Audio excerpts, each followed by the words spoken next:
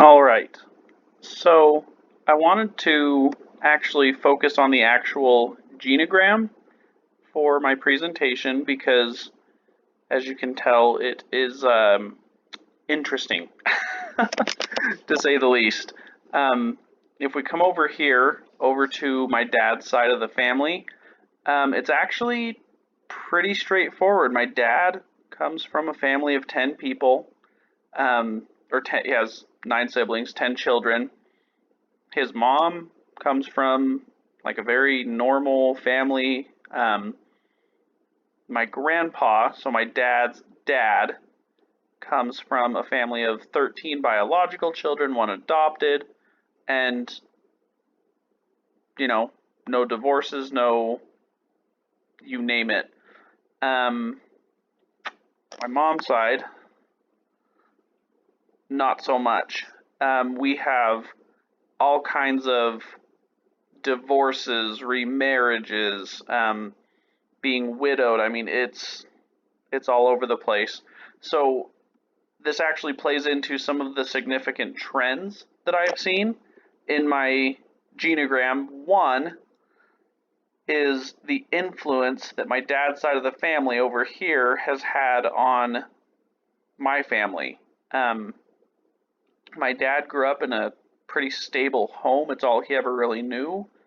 Where my mom has, one, two, three sets of half siblings, as well as some people that are,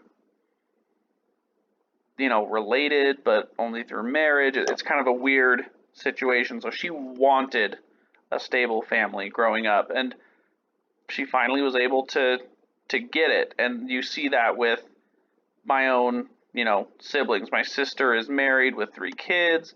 I'm married. My brother's married with one, I guess 1.5 kids. And it's just been a pretty stable family environment, which again, we get from my dad's side because it's a pattern. We get from my mom's side because that's what she wanted. Um, there were a few really interesting family dynamic bits that I really noticed. Um, One was actually here on my mom's side. These children here, um, they're all from the same biological parents, but because of some of the choices of Uncle Clark and Uncle Jeff, um, the relationship is closer between my mom and her 3 half sisters, Sandy, Linda, and Kathy. So I just thought this was really interesting because these 3 here are significantly older than my mom. So you'd thought there'd be some like resentment, right? The little girl that was kind of a punk or something, but they're super, super close. Um, Another interesting thing over on my dad's side of the family, my dad really looks up to his father. My grandfather really looks up to his dad. Like, you hear them talk about each other in reverential tones, and I really admire my dad. I don't know if I've gotten to that like place yet, but want to shift gears a little bit to some of the interpersonal issues I saw. Um, my mom, being from such a broken home with half siblings and all kinds of stuff, um, you see there's definitely animosity toward John. Long story. Um, and you see these patterns in her family. Um, her half sister being manipulative to my grandma, my mom's mom, Joyce, and my brother's best friend, Anthony. He lived with us for a lot of years, and he was really manipulative toward my mom. Um, just kind of that same, like, good heart, wants to try and help out, but, a little bit tricky, I guess. We talked about a couple of things that I saw in terms of intergenerational transmission. I call it relational hubs. There are individuals on my mom's, a little bit more hectic side of the family that I actually wanted to kind of hone in on. So there's a lot of relationships here. It's really complicated. I couldn't illustrate all of them without it just getting crazy. So I want to focus on my grandmother. She's sort of the relational hub. And what that means is that she's the one that kind of holds the family together. She has,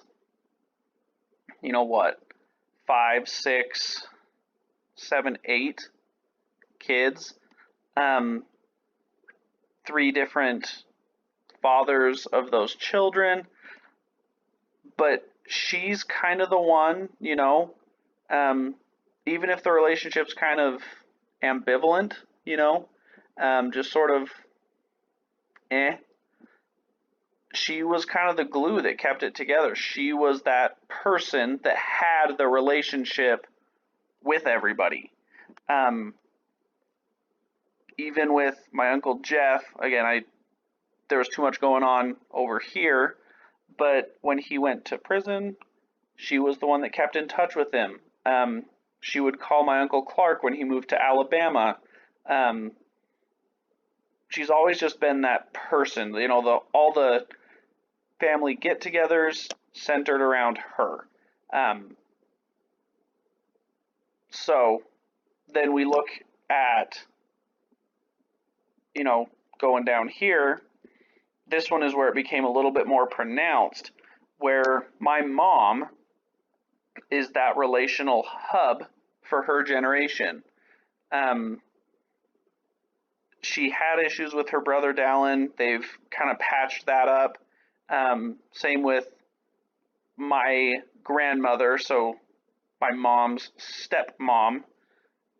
After her dad passed away, even with her stepmom's kids, she's the one that has maintained a lot of these relationships. She's the one who everyone kind of goes to, everybody knows, and it's more than just that kin keeper role. I really do think that she's the person that people come to for this. And then you'd think that it would be my sister Jordan, who's the relational hub for our generation, but it's kind of my brother Chris. Whether it's my brother Josh really looking up to him, whether it's the closeness that he and I have, his connection with Anthony, he's turning into that person that everyone's close with. He at least has, even if it's kind of ambivalent or distant, he's got relationships with everybody. He kind of knows everything. And that was one thing that I saw in terms of intergenerational transmission, that role, that, again, I kind of made up the word, but the relational hub. So I just want to kind of look at the bigger picture one more time. I actually learned a couple of things from this assignment. One of the big ones was that just the prevalence of mental illness and substance abuse with my mom's side of the family. I mean, you've got my Aunt Spring, lots of problems, Jeff, Dallin, and then you've got a lot of depression throughout. And so that made me, over here feel a little bit better that I deal with depression, I deal with anxiety, but it's a thing, it's something that kind of runs in the family. Made it feel a little bit more normative, which I really appreciated. And then the second thing that I saw on this and that I learned, like I said, is this relational hub role. I want to see if there's something similar on my on my dad's side of the family, because it's so clear. You know, there's all these connecting lines between my grandmother and, oh, well, that's, and pretty much everybody. And there's also so many connecting lines between my mom. I'd like to do a little bit more research if I was going to guess who the relational hub person is on my dad's side of the family. It would probably be my Aunt Michelle and then my grandma. So, anyways, learned a lot. This was a really good assignment, and I look forward to doing a little bit deeper dive and learning more about this.